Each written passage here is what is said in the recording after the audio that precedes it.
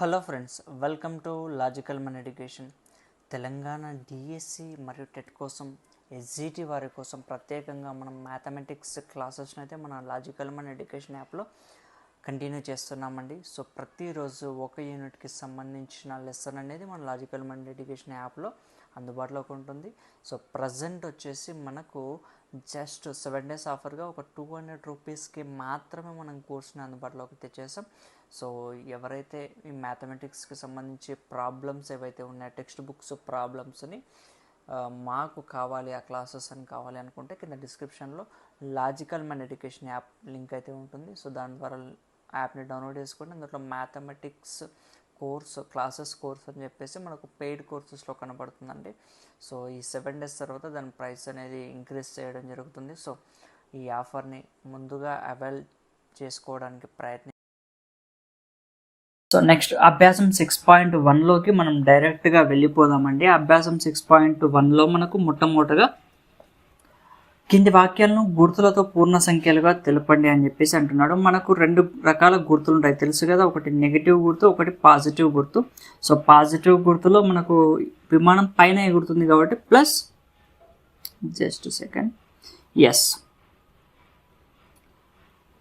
Plus 3000 meters అని రాస్తామన్నమాట. Next ఒక చేప నీటి మట్టానికి 10 మీటర్ల దిగువన ఉన్నది అంటే కింద కాబట్టి -10 మీటర్లని రాస్తాం. హైదరాబాద్లో ఉష్ణోగ్రత 0 degrees కన్నా 35 degrees సెంటీగ్రేడ్ ఎక్కువగా ఉంది కాబట్టి +35 degrees అని రాస్తాం.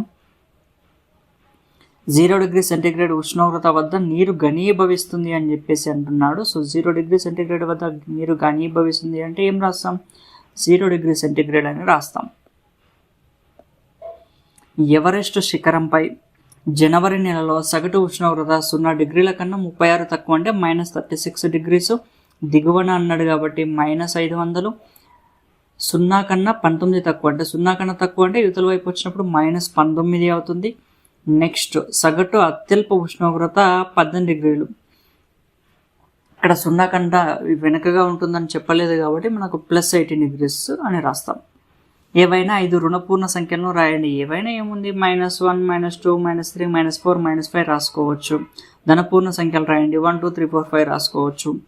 కింద ఇవ్వబడిన పూర్ణ సంఖ్యలను దిగువ సంఖ్యారేఖపై గుర్తించండి. -4, 3, 2, 0, -1, 5 అనేది ఉంది కదా. ఫస్ట్ ముఖ్యంగా మనము మధ్య ప్రాంతంలో 0ను పెట్టేస్తామండి. నెక్స్ట్ 2 ఇచ్చాడు, 2ని 2 పాయింట్ల దగ్గర ముందుకెళ్తాం. ఒక 3 ఇక్కడ రాస్తాం. నెక్స్ట్ 4 వదిలేసి 5 రాస్తాం. సో వెనకగా వస్తాయి -1 ఉంటుంది, -2 లేదు, -3 లేదు, -4 ఇక్కడగా రాస్తాం. సో అయిపోతుంది అనమాట. సత్యమో అసత్యమో తెలపండి. అసత్య వాక్యాన్ని సత్యవాక్యంగా రాయండి అంటున్నాడు. ఇక్కడ మనకు సంఖ్యారేఖపై -7 సంఖ్య -6 సంఖ్యకు కుడివైపున ఉంటుంది అంటున్నాడు. మనకు సంఖ్యారేఖపై -7 అనే సంఖ్య -6కి కుడివైపున ఇటువైపు ఉంటుందని అంటున్నాడు. సో ఇది తప్పు కదండి. సో అసత్యం అని రాస్తాం. సో ఎట్లా ఉంటుంది? -7 వచ్చిన తర్వాత -6 అంటే -7కి -6 అనేది కుడివైపుగా ఉంటుంది. ఇది ఉల్టా చెప్పాడు అనమాట. 0 అనేది వచ్చేసి మనకు ధనపూర్ణ సంఖ్య కాదు, అలా అని రుణపూర్ణ సంఖ్య కాదు. దీన్ని ఏ విధంగానూ మనం రాయలేము. సో 0 అనేది న్యూట్రల్గా ఉంటుంది. ధనము పూర్ణ సంఖ్య అని చెప్పలేం, రుణపూర్ణ సంఖ్య అని చెప్పలేం. సో 0 అనేది ఎటువంటిది కాదు. సో ఇది అసత్యం అవుతుంది. నెక్స్ట్ 9 అనేది సంఖ్యారేఖపై 0కు కుడివైపున గల సంఖ్య. కుడివైపుగానే ఉంటుంది కాబట్టి ఇటువైపు రాస్తాం కాబట్టి ఇది కరెక్టే, సత్యము. నెక్స్ట్ -1 అనే పూర్ణ సంఖ్య -2కు 0కు మధ్య ఉంటుంది అని చెప్పేసి అంటున్నాడు. -1 అనే పూర్ణ సంఖ్య -2కు 0కు మధ్యనే ఉంటుంది. సో -2, -1, 0 ఈ విధంగా రాస్తాం కాబట్టి సత్యమే. అభ్యాసం 5.1లో ఉన్న చిన్న చిన్న లెక్కల్ని మనం చేసేసామండి. ఇప్పుడు మనకు ఇక్కడ గుర్తులతో ఉంచమని చెప్పేసి అంటున్నాడు. సో పెద్దదాని వైపుగా ఎప్పుడు కూడా 2 వైపులు ఏ విధంగా ఎటువైపు ఉంటుందో అది పెట్టాలి. సో పెద్దదాని వైపు పెడుతున్నాను, ఇది పెద్దది కాబట్టి ఇటువైపు పెడుతున్నాను. సో ఈ విధంగా మనం పెట్టేస్తాం. మైనస్ అనేది పెద్దగా ఉంది అంటే అది చిన్నది అని అర్థం, చిన్నగా ఉంది అంటే పెద్దదని అర్థం. సో పెద్దగా ఉంది కాబట్టి ఇది చిన్నది, మైనస్ ఉంది కాబట్టి చూసుకోండి -3 అనేది చిన్నది, -2 అనేది పెద్దది. ఓకేనా? ఆ విధంగా పెద్ద వైపు ఉన్న వైపు మనం ఈ 2 సింపుల్గా గుర్తుపెట్టుకోవాలి. ఈ 2 ఎటువైపు ఉంటుందో అటువైపు పెద్దగా ఉంటుంది. ఓకేనా?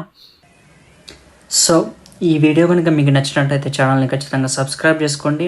మన లాజికల్ మైండ్ ఎడ్యుకేషన్ యాప్లో మ్యాథమెటిక్స్కి సంబంధించి ఫుల్ కోర్స్ అనేది కంటిన్యూ అవుతుందండి.